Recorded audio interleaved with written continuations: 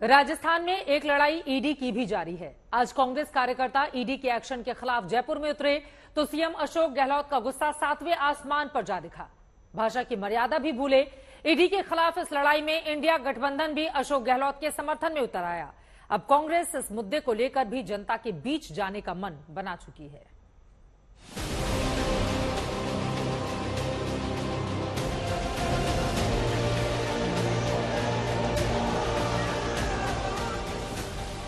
यूं तो किसी भी पार्टी के नेता के ठिकानों पर ईडी के छापे फौरन ही सियासत का मुद्दा बन जाते हैं, लेकिन माहौल अगर चुनावी हो तो वार पलटवार जुबानी सीमाओं को भी लांघ जाते हैं। कुछ ऐसा ही हुआ सीएम अशोक गहलोत के साथ भी।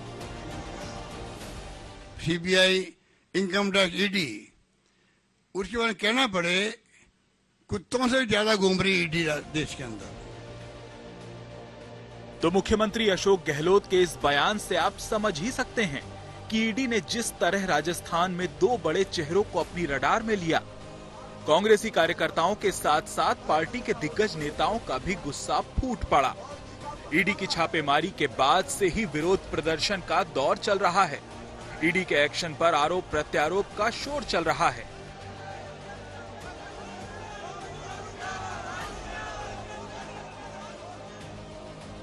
दरअसल ईडी ने मुख्यमंत्री अशोक गहलोत के बेटे वैभव गहलोत को विदेशी मुद्रा प्रबंधन अधिनियम यानी फेमा में कथित अनियमितताओं के मामले में पूछताछ के लिए तलब किया है।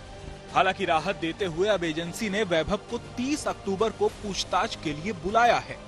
वहीं पेपर लीक मामले में कांग्रेस के प्रदेश अध्यक्ष गोविंद सिंह डोटासरा के घर पर ईडी की रेड पड़ी थी। कांग्रेस पहले भी बीजेपी पर जांच एजेंसियों के दुरुपयोग का आरोप लगाती रही है, लेकिन चुनाव के बीच इस कार्रवाई पर जबरदस्त तनातनी है।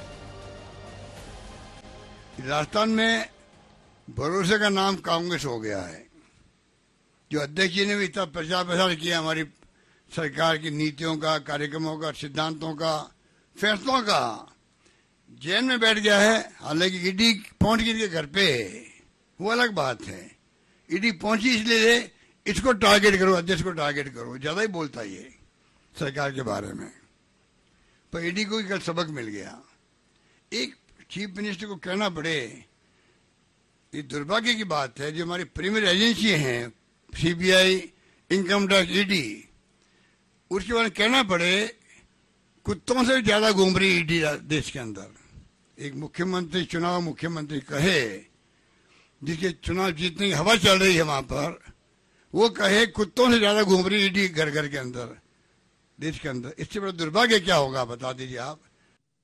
100 रुपए के शेयर या कुछ 100 रुपए के शेयर्स मॉरिशस के रूट से 30,000 रुपए की वैल्यू एक साल में होकर के वापस उनको बेच करके पैसा आता है, तो काले धन को सफेद धन करने की इस प्रक्रिया पे जांच होनी चाहिए कि नहीं होनी चाहिए। वो प्रकरण चाहे 2007 का हो, 2017 का हो, 15-16 में कहीं जाकर के उस पर ईसीआर रजिस्टर हुई है।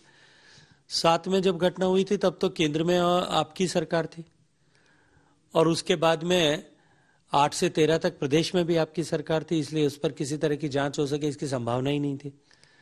अब जब जांच हुई है तो एक बार जांच को पूरा होने दीजिए, लेकिन इसका प्रभाव दूर तक जाएगा, वो मैं आज कह सकता हूँ। चुनाव के समय इनको सब याद आता है, ईडी, सीबीआई। हम तो शुरू से कहते आए हैं, जहाँ जहाँ चुनाव होता है जिस राज्य में, वहाँ पे केंद्र की भाजपा सरकार ईडी को साथ साथ ही भेजती है चुनाव की तारीखों के साथ ही। और जिस तरीके से आज हमारे प्रदेश अध्यक्ष जी को और मुझे सम्मान करके दिल्ली बुलाया है, मैं पहले भी कह चुका हूँ कि ये मामले पहले 12 साल पहले भी आए थे। 12 साल पहले भी हमने इन्हीं आरोपों का जवाब दिया था और अब भी देखे आएंगे। जांच एजेंसियां अपना काम करती हैं, और अगर राजस्थान में और छत्तीसगढ़ में मुख्यमंत्री के कार्यालय के अधिकारी के घरों में और मुख्यमंत्री के दफ्तर तक में काम करने वाले अधिकारी के करोड़ों रुपए पकड़े जाते हैं, सोना पकड़ा जाता है, तो क्या करना चाहिए? कार्रवाई नहीं करनी चाहिए। 25 नवंबर को राजस्थान में मतदान है, लेकिन मतदान से पहले ईडी की कार्रवाई ने सियासी लड़ाई को बढ़ा दिया है। भ्रष्टाचार के आरोपों पर कांग्रेस बीजेपी को आमने सामने ला दिया है। जय किशन, देवंकुर वधावन के साथ शरद कुमार, जयपुर आज तक।